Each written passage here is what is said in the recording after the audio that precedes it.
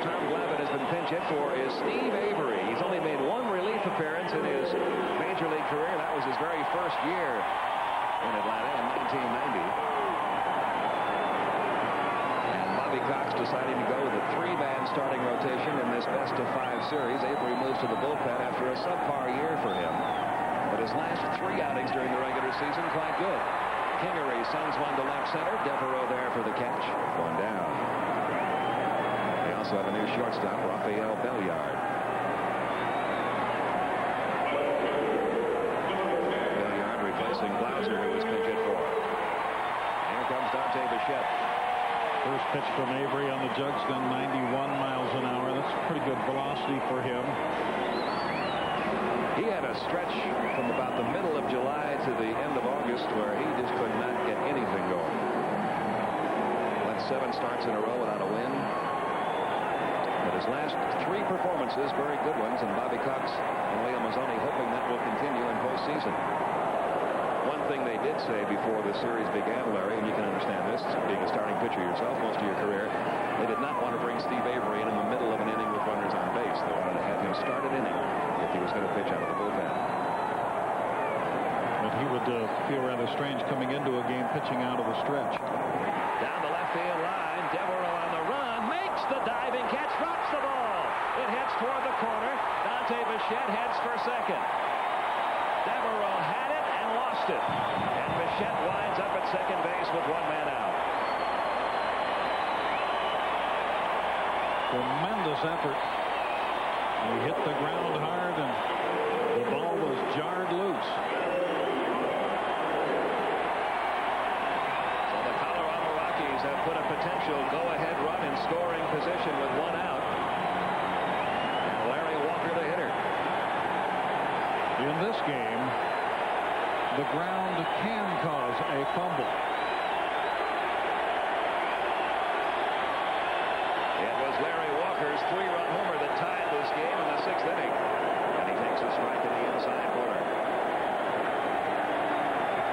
Braves have been trying to work Walker inside.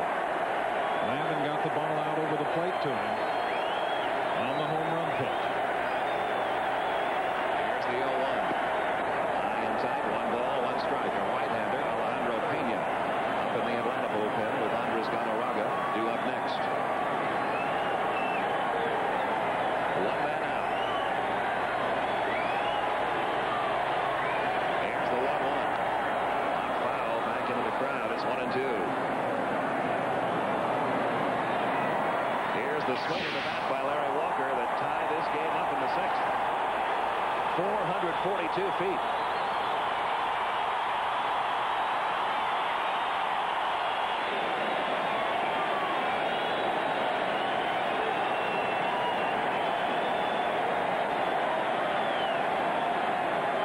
Now the 1-2. Inside again, 2-2. Keeping everything in on him, Larry. Trying to keep him from getting extension.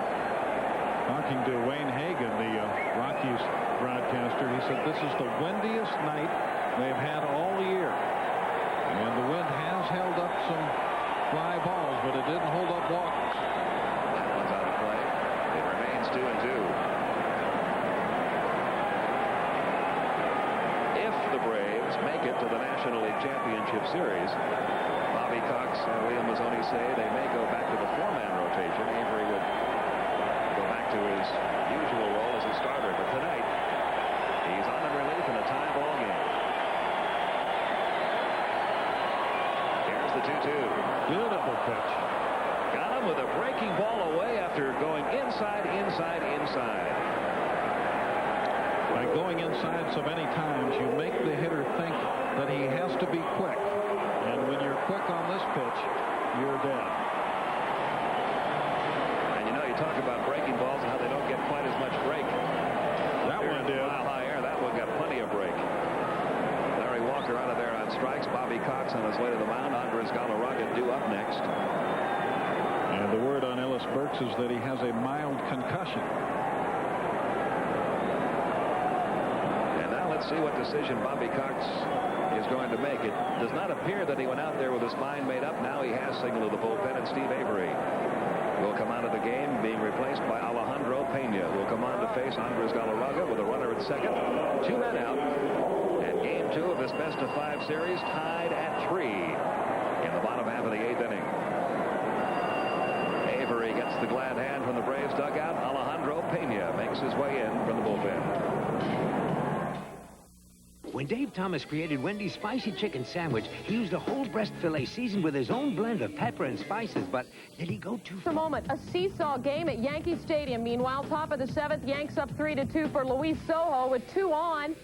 Singles up the middle against Andy Pettitte to bring across the tying run. It's tied at 3. Next batter, Ken Griffey Jr. facing Pettitte. And he lifts the fly ball to left field. Vince Coleman tags. Coleman trying to score from third. And Coleman is safe with a go-ahead run. Sojo's out at second. They get out of the inning, but the Yankees have come back in the bottom of the inning to tie it with a home run. We are now all knotted up again at Yankee Stadium at 4 apiece.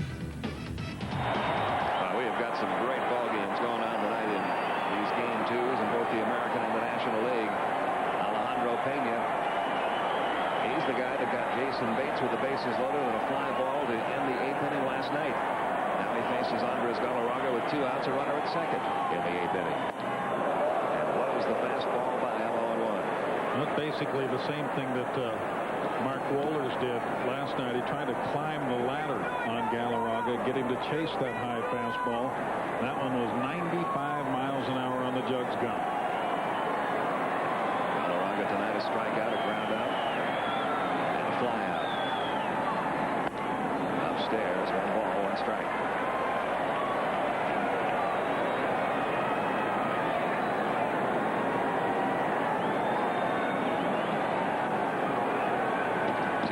Bichette down at second.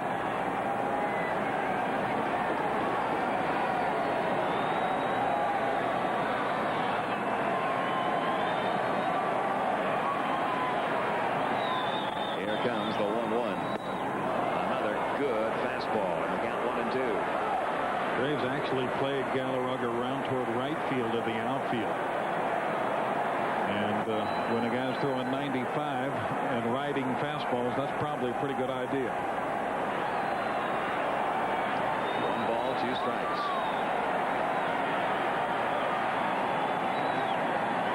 Pena with the 1-2 pitch on the way. Fly ball hit out to right field. David Justice going back. Can't get it over his head. Around third, Bichette. He scores. Down at second with a run-scoring double is Andres Galarraga. And the Colorado Rockies have taken a 4-3 lead.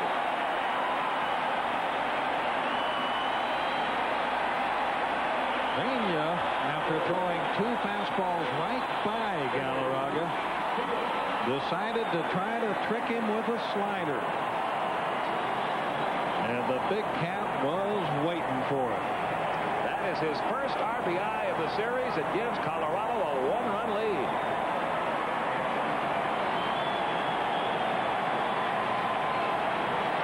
Played him around toward right, but not quite deep enough. And now Vinny Castilla, the Rockies trying to even up this series. And that run is charged to Avery. Castilla tonight has grounded out twice and flied out.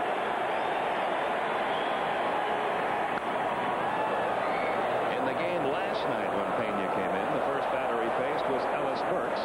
He gave up a run-scoring double. And after loading the bases, was able to get out of the inning with no further damage. But that double by Ellis Burks merely tied the game. This one has given the Rockies the lead. Bichette with 2 doubles and a single and 2 runs scored in this game. Here's the 0-1. 0-2 the count in Castilla. Looking ahead to the top half of the 9th inning, due up for Atlanta. Hey, look at this. Chipper Jones, Fred McGriff, David Justice. It always works out that way, doesn't it? Seems to.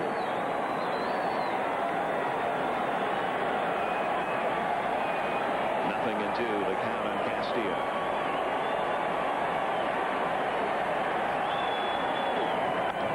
Popped him up foul. Javi Lopez gives chase.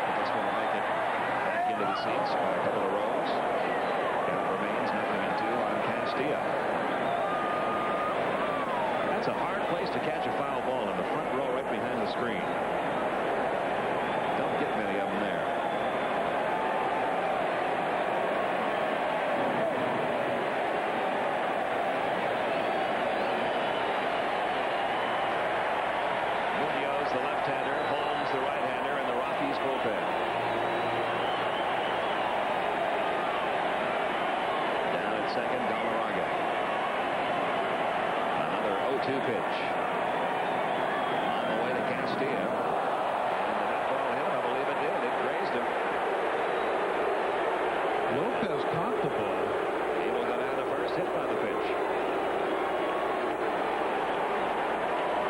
No argument for the Braves dugout. Of course, they wouldn't be in a very good position to see that anyway.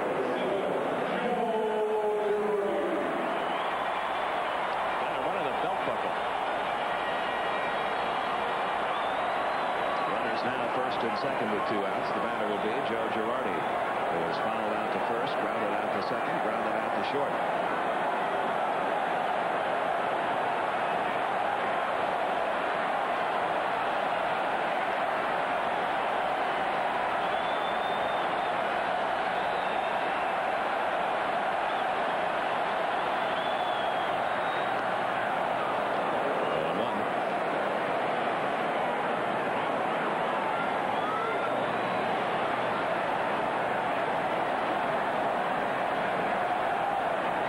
See Girardi's numbers against Pena. He is 1 for 6 in this series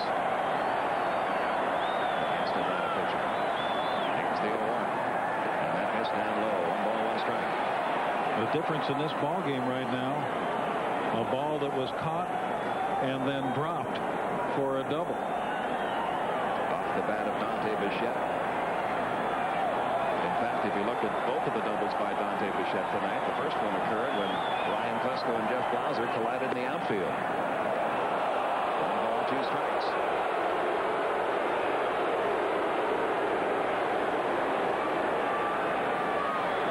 One thing is clear from the first 2 games of this series, that anyone that thought the Braves were just going to come in and just trounce the Rockies. Not against this club.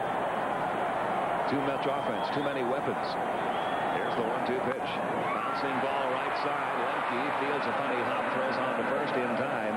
That is out number 3, but a run-scoring double by the Big Cat has given the Rockies a 4-3 lead as we go to the top half of the 9th inning here at Coors Field. Back to Coors Field in a moment. First at Yankee Stadium, bottom of the 7th. Seattle up 4-3. Norm Charlton facing Paul O'Neill. Here's Gary Thorne. Last night. 2-1.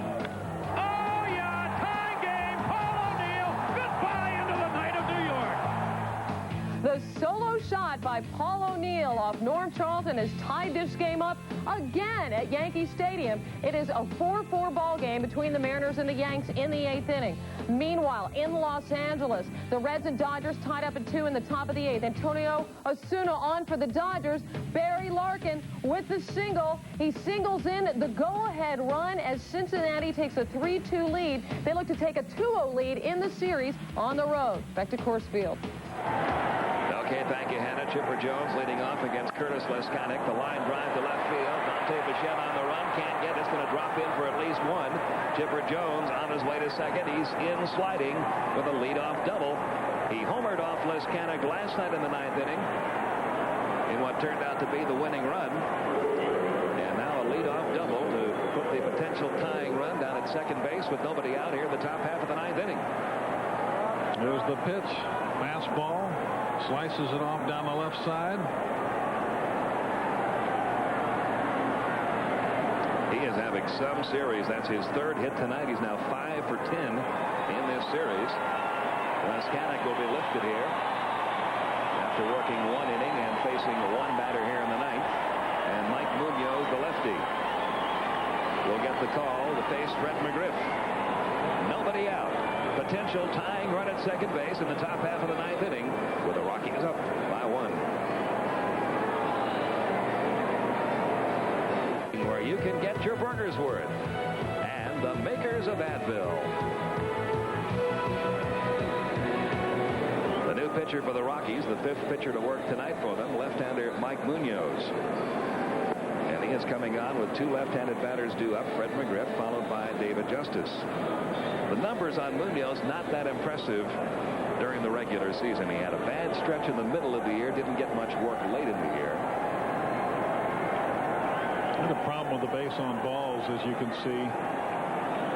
But in this situation with the the Rockies are hoping Munoz can do is prevent McGriff from moving Jones to third. I don't think that the Braves are necessarily going to try to play for 1 run. But certainly they need 1 run to keep this game going. McGriff tonight is 0 for 3. He's popped to short, struck out twice, and walked. Nobody out. Chipper Jones down at second. That'll be out of play to count 0-1. 4-3 Rockies in just their 3rd year of existence. The Rockies making it to postseason. And now 50,000 fans here at Coors Field hoping to see a little history. The earliest postseason game ever won by an expansion team. Nobody's ever made it this quickly. Now the Rockies have a chance to win one and tie this series up.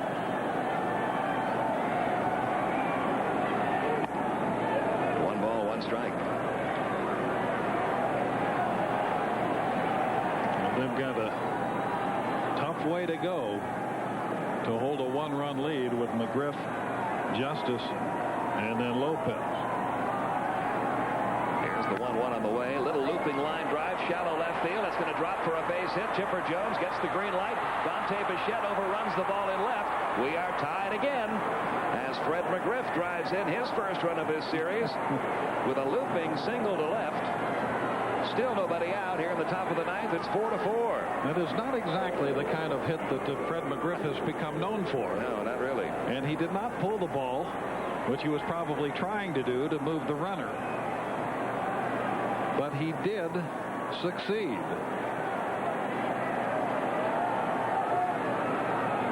And that silenced the crowd here at Coors Field. It was a rather unusual move by Bichette. He certainly faked the ball out. He thought that ball was going to take a nice hop to him, and it didn't. It skidded. Well, there's David Justice. Nobody out, runner at first. Line drive, center field. Coming on is Kingery. Makes a sliding catch out there. Back to first goes Fred McGriff. How about that for an evening up process? A lucky blue pit to left, and then a bullet for an out. And now the right-hand bats due up. Javi Lopez, followed by Mike Devereaux. And Don Baylor on his way to the mound. He's got Darren Holmes ready in the Rockies bullpen. And Holmes will get the call here.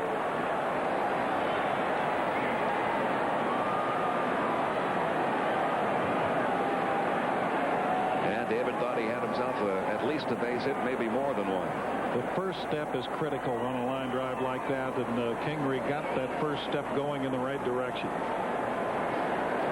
So yet another pitching change for the Rockies. Munoz will leave after working a third of an inning, giving up the 1 hit. And Darren Holmes comes on from the Colorado bullpen. He's making his second appearance of the series. Worked a third of an inning last night, gave up 2 hits.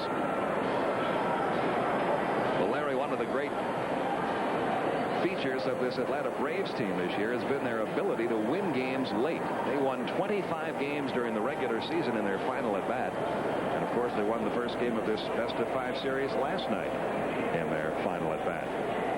Sunday at 8, 7 Central, it's Sunday's must-see TV comedy hit Mad About You, followed by an all-new Hope and Gloria must-see comedy now on Sunday, starting with Mad About You at 8, 7 Central on NBC.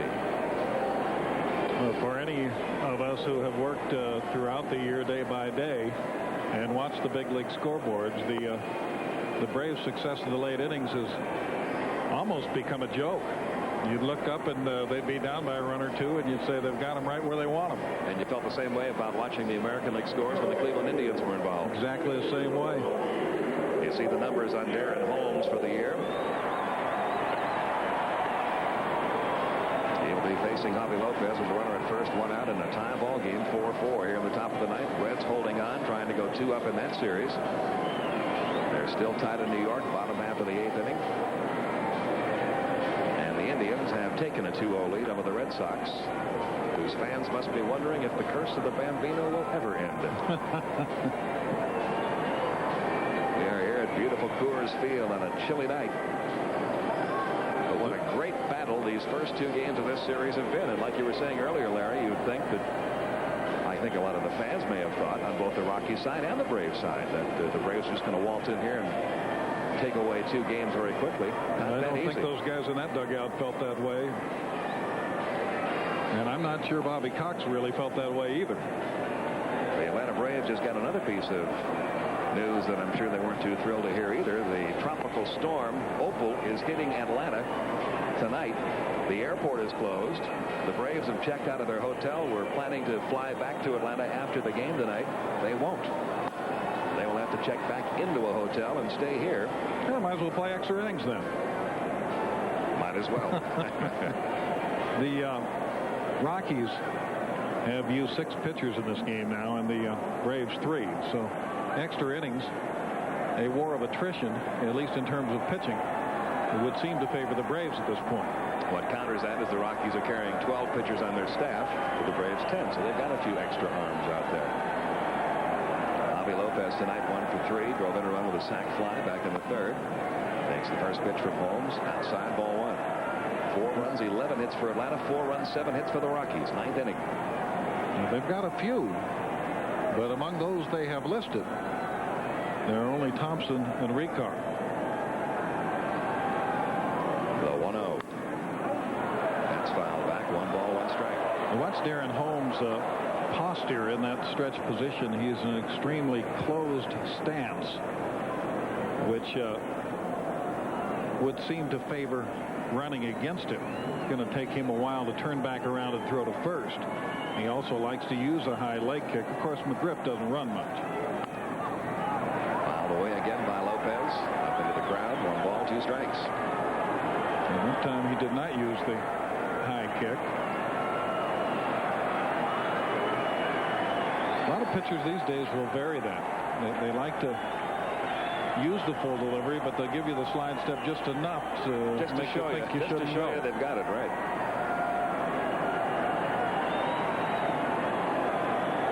1-2, got him.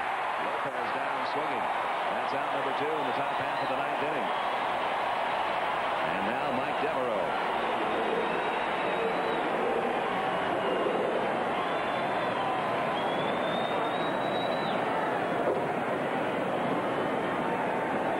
Down and away pitch.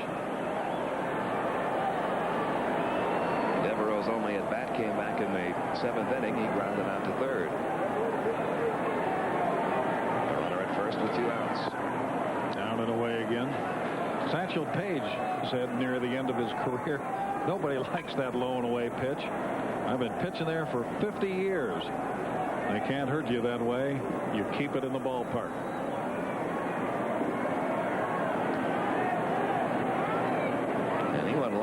He was doing it for 50 years. He came through Atlanta near the end. Yes, he did. I saw Satchel Paige pitch in the International League back in about the 50s. I couldn't tell you exactly what year, with the old Miami Marlins down there. He was about 52 or so then. Here's the 1-0. Up the middle by Devereaux. Base hit center field. McGriff down to second. He'll hold on there as Kingery gets it back to the infield. Now at first and second with 2 outs. 3 hits in the inning, 12 in the game now for Atlanta, and now Rafael Belliard will be pinch hit for Mike Mordecai. No, Belliard batting in the 9 hole. The pitcher's spot due up now. Mordecai batting for the pitcher. Mordecai during the regular season hit .280 with 3 homers, 11 RBIs.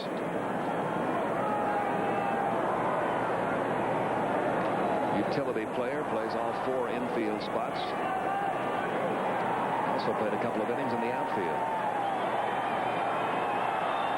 As a pinch hitter this year, Mordecai was 7 for 29. He had 1 pinch hit homer. Blocked by Girardi, ball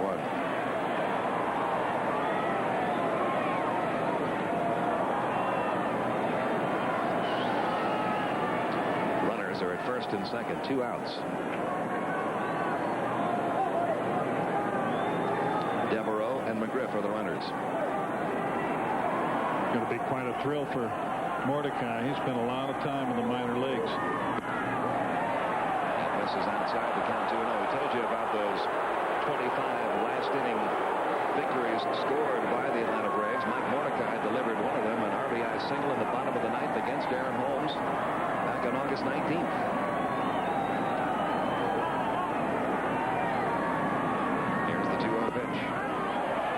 Swing. Did he go? He did not, says Joe So you know that both of these guys remember that occasion. And that's probably why Holmes went to a breaking ball on 2-0 to a guy that you wouldn't ordinarily think is a big hitter. Now a 3-0 pitch on the way to Mordecai. Back up the middle into center field for a base hit. Brett McGriff around third, heading home. Here's the throw by Kingery. The slide. He is safe. And the Atlanta Braves have taken a 5-4 lead. Mike Mordecai delivering a run-scoring single with 2 outs. And for the second night in a row, Atlanta trying to pull one out in the 9th inning here at Coors Field. Mordecai taking second on the throw home. 3-0 swinging on a fastball. He wraps it up the middle. And Kingery took a chance on a play at the plate. The throw was just wide enough to get McGriff in there. As he chugs down the line, takes a peek, and then slides in. Just did get in ahead of the throw. And taking that chance, all the other runners advance. And you saw Rafael Belliard signal slide.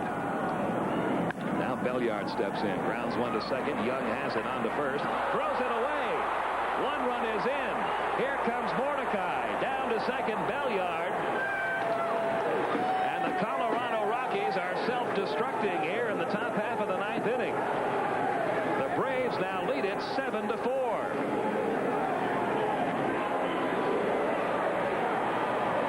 What a disappointing top half of the 9th inning for Don Baylor, and what an exciting top half of the 9th for that crew.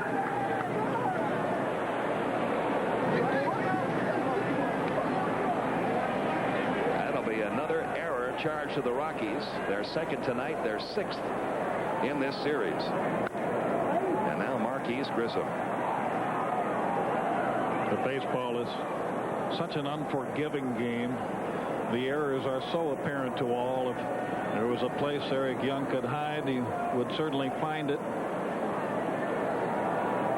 But there is no such place. Here's the 0-1. Inside corner in the count, 0-2. The Rockies were so close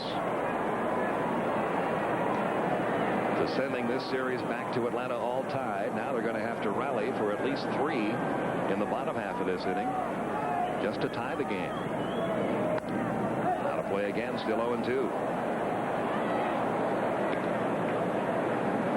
The beauty of this inning, in one perspective, is that Chipper Jones, the heralded #1 draft pick, who did everything last night, started it. He cruised through the minor leagues right to the big leagues. Mordecai, the veteran that worked his way through, drove in the lead run. Now Holmes gets the strikeout, and the Rockies come to bat. 7-4 Atlanta as we go to the bottom half of the 9th inning.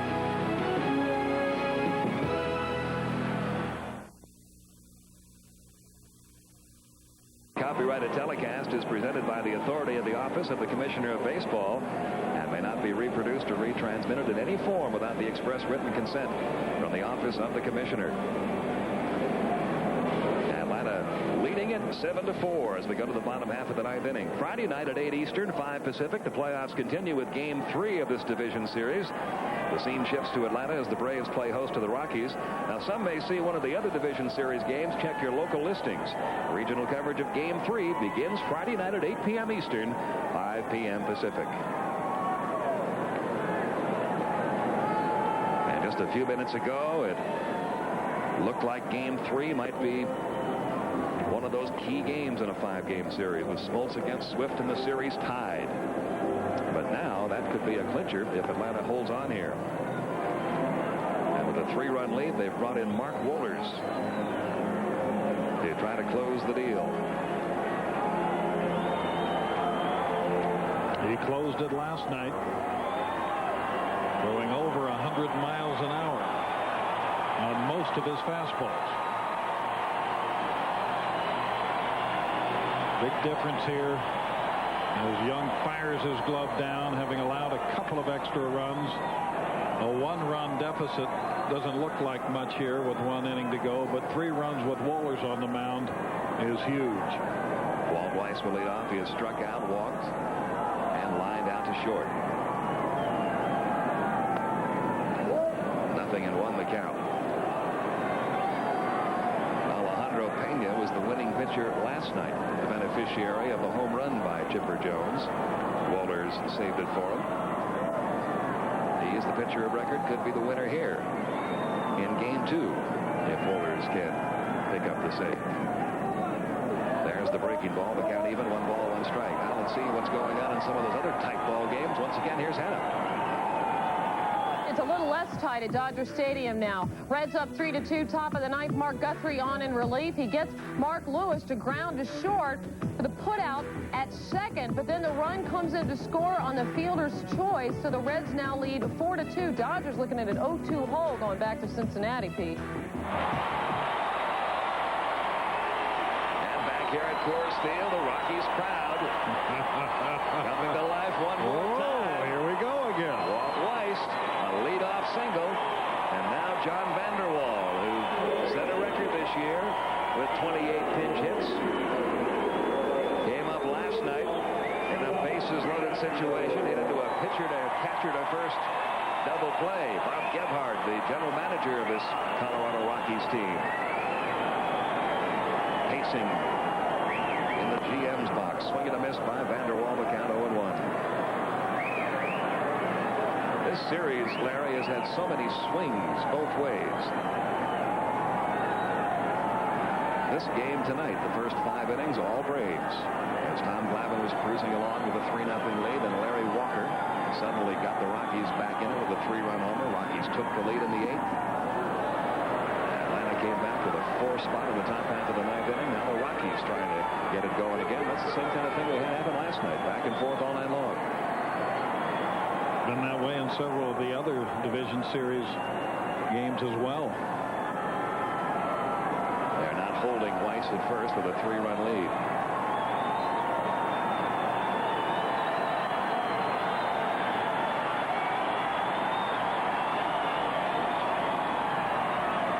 Here's the 0-2. And the breaking ball caught the inside corner. Strike 3 called. It's such a wicked pitch. You're trying to lay off that high fastball, and then you realize too late that it's not a fastball as it drops into the zone. And the real difference in Mark Wohlers this year, where he has nailed down the closer's spot for Atlanta, and the Mark Wohlers of past years, when he was very inconsistent while trying to become the closer, has been his ability to throw that pitch for strikes. Now Eric Young trying to atone for that huge error that opened the gates to 2 more runs in the top half of the 9th inning. At the plate tonight, he's 1 for 4. Kingery would be next. The Rockies are hoping desperately that one of these next 2 hitters gets on base so they can get Dante Bichette to the plate.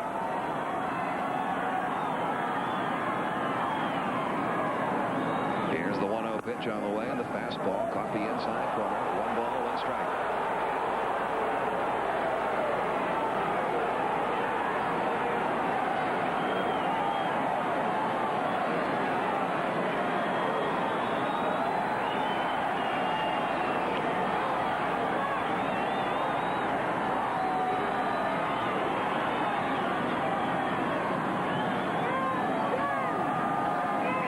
Again, the 1-1 high. Ball 2, 2-1. McGriff is playing in behind Weiss, but close in behind him. There would be a slight advantage to taking second base and taking that force play off. But there's also a slight chance in trying to do it.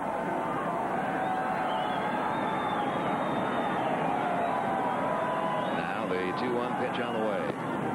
And it caught the inside corner, 2-2.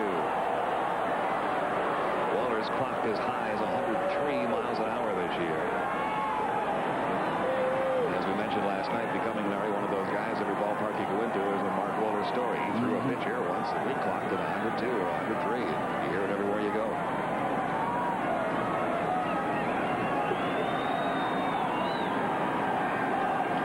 Saves during the regular season.